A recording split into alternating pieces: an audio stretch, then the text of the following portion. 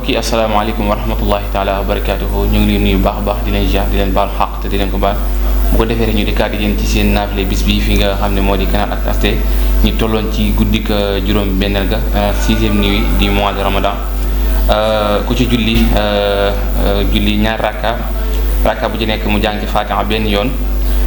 teg ca lixlaas 12 fois maanaam fukki yoon ak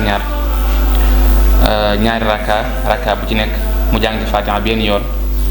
teg ca lixlaas 12 fois maanaam fukki yoon ak ñaar naafila googu nag sëriñ bi nee na ku ko def incha allah mel na ni ku julli junniy rakka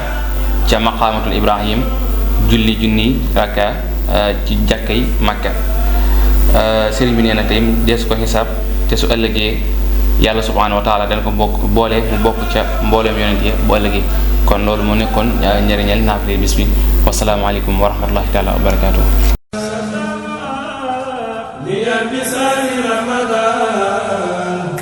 وخير